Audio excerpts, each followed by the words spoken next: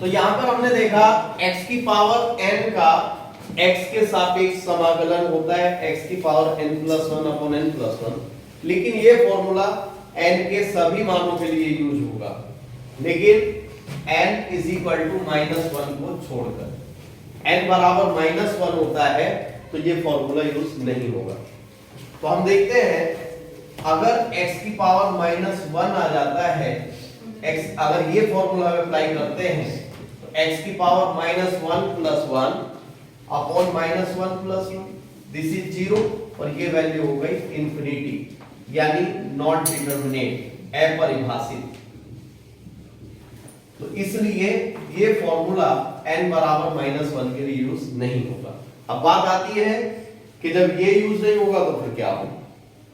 तो इसके लिए x की पावर -1 के लिए हमने फॉर्मूला देखा, x की पावर -1 को हम 1/x कह सकते हैं, और 1/x का हमारा इंटीग्रेशन होता है, सॉरी ये 1/x का इंटीग्रेशन होता है log x।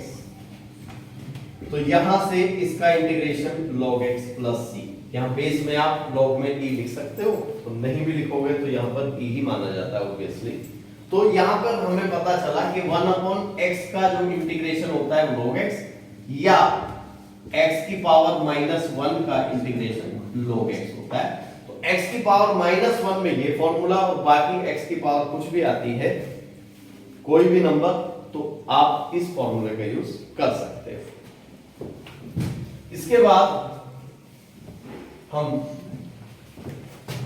आगे चलते हैं।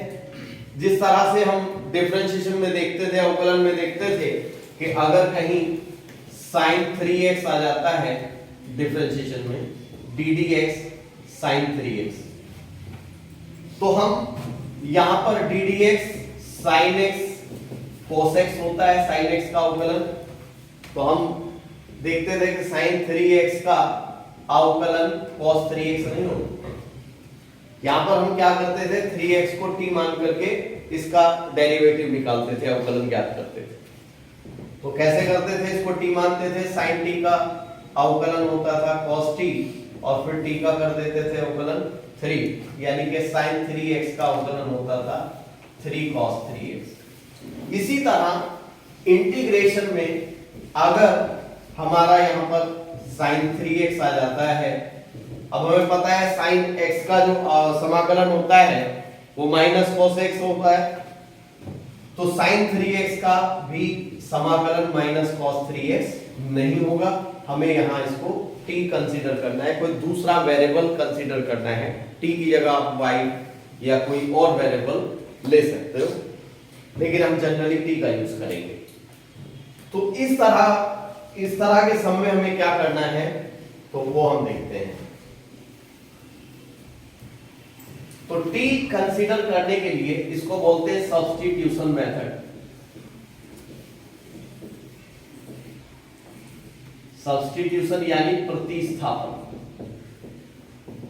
प्रतिस्थापित कर देते हैं, वेरिएबल प्रतिस्थापित कर देते हैं, सब्स्टिट्यूट कर देते हैं। x का सब्स्टिट्यूट यहां पर t या कोई और दूसरा वेरिएबल ले सकते हैं। तो t मानने के लिए आपको ये देखना है, दो केस में आप t कंसीडर कर सकते हो। पहला केस है कि यदि जिसको आप t कंसीडर कर रहे हो, जिसको आप t मान रहे हो, उसका अवकलन कांस्टेंट होना चाहिए।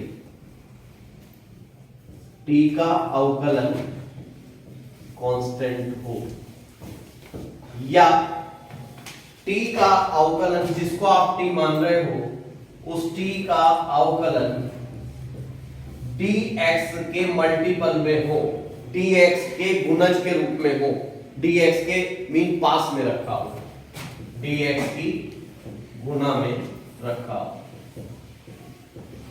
तो यहां पर हमें ये देखना है कि t दो केसेस में हम मानेंगे, प्रतिस्थापन विधि दो केसेस में लगाएंगे।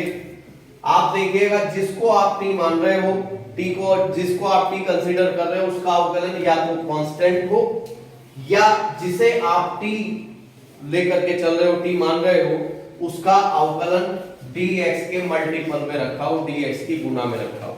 यहां पर हम दोनों का एक एक एग्जांपल लेते हैं, फिर आगे चलेंगे।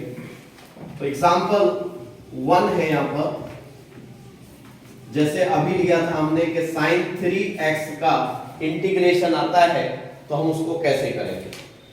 तो sin 3x के लिए हमें डायरेक्ट फॉर्मूला तो पता नहीं, हमें तो फॉर्मूला पता है sin x का इंटीग्रेशन हमें पता है। sin 3x का निकालने के लिए हम यहां देख रहे हैं हमारा जो x की जगह यहां पर आ रहा है वो 3x आ रहा है, तो 3x को हमें t मान लेना है। लेकिन उसके लिए हमें पहले ये कंडीशन चेक करनी है कि जिसको आप t मान रहे हो उसका अवकलन निकालो, उसका अवकलन या तो कांस्टेंट हो या उसका अवकलन पास में रखा हो, 3x की गुना में रखा हो। तो 3x को हमने t माना, इसका हम अवकलन करके देखते हैं। तो 3x का अवकलन होगा 3x का अवकलन, 3 यहां पर कांस्टेंट है और x का 1 यानी कि 3। तो हम देख सकते हैं यहां पर इसका जो अवकलन है वो कांस्टेंट है, यानी कि इसको हम t मान सकते हैं।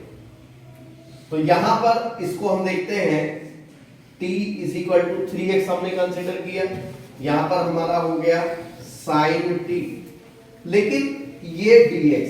अब बात यह आती है कि sin x का x के रेस्पेक्ट में x के सापेक्ष समाकलन होता है माइनस cos x, लेकिन sin t का x के सापेक्ष नहीं होगा cos t, क्योंकि यहां पर वेरिएबल t है और यहां पर वेरिएबल x है।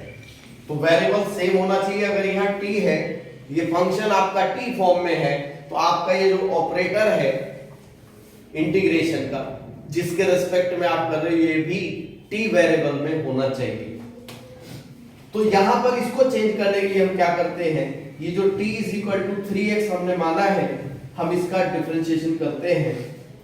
तो t is equal to x का फंक्शन है, तो dt dx x के सापेक्ष x के रेस्पेक्ट में इसका अवकलन करते हैं।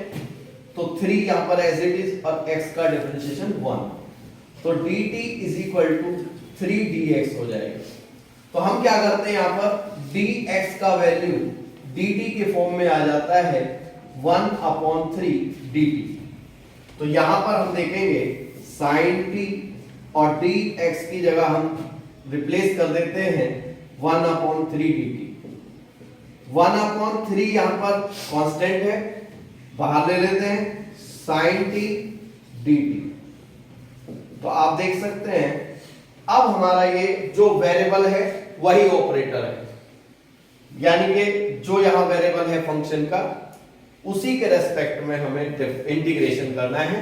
तो sin x का इंटीग्रेशन माइनस cos x होता है, इसी तरह sin t का t के रेस्पेक्ट में होगा माइनस cos t, और प्लस जब इंटीग्रेशन हटाएंगे तो एक कांस्टेंट यहां पर c, और t को वापस, क्योंकि t हमारी तरफ से कंसीडर किया हुआ वेरिएबल है, तो t को वापस हम गिवन वेरिएबल में चेंज कर देंगे, यानी कि t का वैल्यू हम यहां पर पुट कर देंगे 3x। आप इसका स्क्रीनशॉट ले लीजिए या नोट कर लीजिए। तो अब हम देखते हैं यहां पर मैंने फर्स्ट टाइप का यहां पर एग्जांपल ले लिया, t जिसे मानेंगे हम उसको किस तरह से कंसीडर करते हैं, उसको किस तरह से वेरिएबल ऑपरेटर को चेंज करते हैं।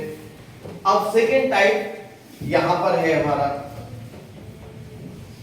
कि जिसको t मानना है या तो उसका अवकलन करके देखेंगे, या तो वो कांस्टेंट हो या वो dx के मल्टीपल में रखा हो।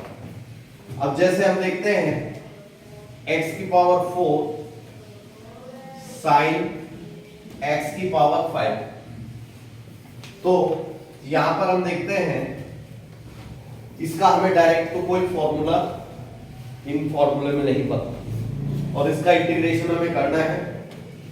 हम क्या करते हैं, अगर यहां sin x का हमें पता है, हमें sin x का इंटीग्रेशन पता है माइनस cos x, लेकिन यहां पर हमारा है sin x की पावर 5, तो हम क्या करेंगे, इसको देखेंगे कि क्या हम इसको t मान सकते हैं, क्या t इसको कंसीडर किया जा सकता है।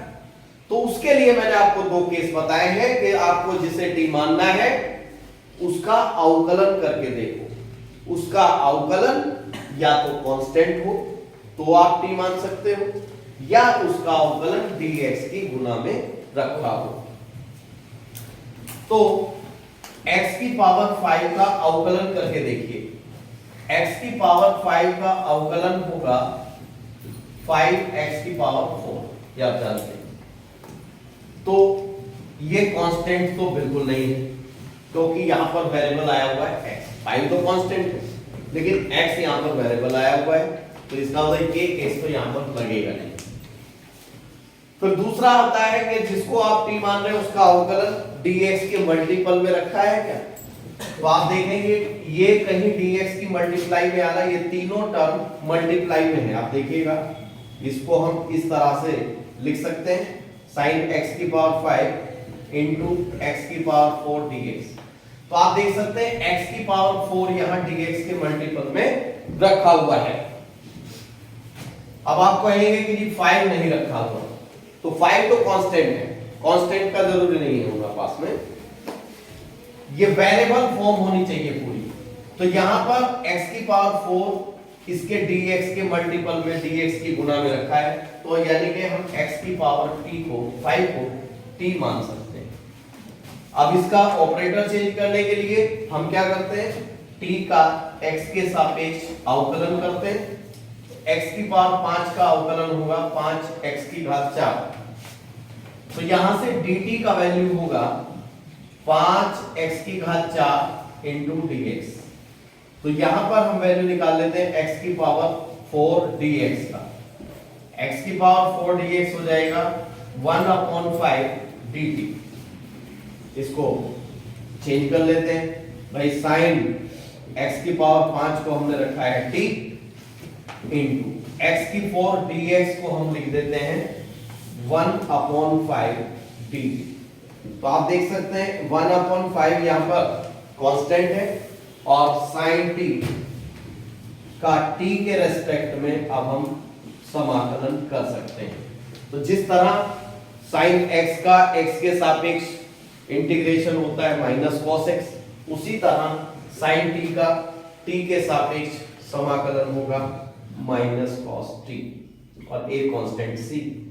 वापस t को मूल वेरिएबल में, मूल चर में हम बदल देते हैं और t का मान रख देते हैं x की पावर 5। तो बच्चों यहां पर मैंने दोनों केसेस का एग्जांपल लिया है कि अगर t का अवकलन कांस्टेंट हो तो उसे कैसे करना है, और अगर वो उसका t का अवकलन dx के मल्टीपल में रखा है तो उसे किस तरह से करना है।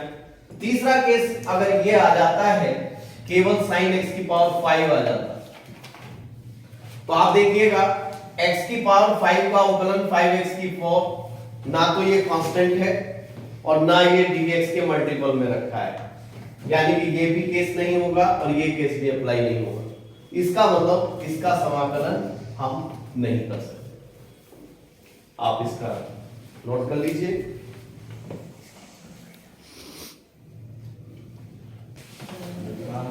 अब देखिए दोनों केसेस के मैंने आपको एग्जांपल बता दिए, ठीक इस तरह किस कंडीशन में मानना है, उसका वर्किंग प्रोसेस क्या है। इसके बाद देखिए अगर यहां पर आता है, अगर आप जिसको t कंसीडर कर रहे हैं उसका अवकलन कांस्टेंट हो तो आप उसमें डायरेक्ट शॉर्टकट कर सकते हैं यूज। एक दो एग्जांपल से मैं यहां पर समझा रहा हूं।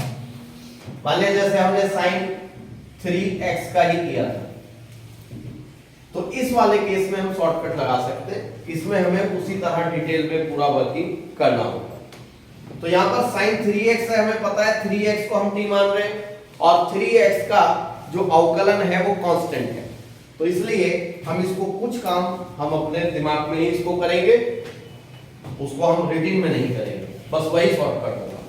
तो sin हम देखते हैं 3x को हमने t कंसीडर किया, तो sin t, जब इसको t मानेंगे तो इसको पढ़ेंगे हम sin t, और sin t का जो समाकलन होता है वो माइनस cos t होगा, क्योंकि sin x का माइनस cos x होता है, तो sin t का होगा माइनस cos t।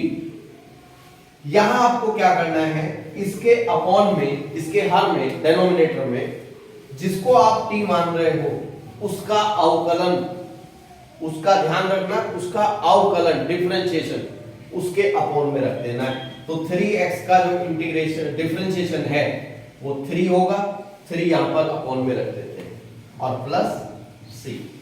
और एक दो एग्जांपल मैं लेता हूं शॉर्टकट से ही। सपोज दैट e की पावर 5x आ जाए, तो e की पावर 5x का हमें डायरेक्ट नहीं पता, हमें तो e की पावर x का इंटीग्रेशन पता है। करना हमें e की पावर 5x का है, तो 5x को हम क्या t मान सकते हैं, तो मान सकते हैं क्योंकि 5x का जब हम अवकलन करेंगे तो वो होगा 5 और 5 है कांस्टेंट, और कांस्टेंट में हम शॉर्टकट लगा सकते हैं। तो हमने इसको t माना, तो इसको e की पावर t, और e की घात t का जो इंटीग्रेशन होता है e की घात x का t की घात x होता है, तो e की पावर t का e की पावर t होगा। t ना लिख करके t का मान जो हमने कंसीडर किया हुआ है वो लेकर के चलना है। तो e की पावर 5x का समाकलन e की पावर 5x, e की पावर t का e की पावर t, और अपॉन में जिसे t मानना है उसका अवकलन, यानी इसका अवकलन हो गया 5 और प्लस एक कांस्टेंट c। और ले लेते हैं एक दो एग्जांपल। मान लिया यहां से आ जाए sec square 2x, sec square 2x plus 3 आ जाए, sec स्क्वायर 2x प्लस 3। तो आप देखिएगा हमें तो sec स्क्वायर x का समाकलन पता है, लेकिन यहां पर x की जगह पर यहां पर 2x प्लस 3 है, तो पहले हमें यही चेक करना है कि 2x प्लस 3 को क्या t माना जा सकता है, क्या ये कांस्टेंट है इसका अवकलन या पास में रखा है, गुना में रखा है dx की। तो हम देखते हैं sec स्क्वायर x, इसका जो अवकलन है 2x प्लस 3 का, 2x प्लस 3 का अवकलन होगा ddx। तो 2 कांस्टेंट x का 1 और 3 कांस्टेंट है इसका 0, यानी कि 2, और 2 क्या है, ये कांस्टेंट है। तो इसको हम t मान सकते हैं, शॉर्टकट से कर सकते हैं। तो sec square t, sec square x का 10x होता है, तो sec स्क्वायर t का t के रिस्पेक्ट में होगा 10t। t ना लिख करके t का मान रखना है, और अपॉन में इस t का अवकलन 2 into 1 और 3 का 0 और प्लस एक कांस्टेंट c, यानी 10 2x plus 3 upon 2 plus c, ये इसका डिफरेंशिएशन सॉरी इंटीग्रेशन होगा। इसको आप नोट कर लीजिए या इसका स्क्रीनशॉट ले लीजिए।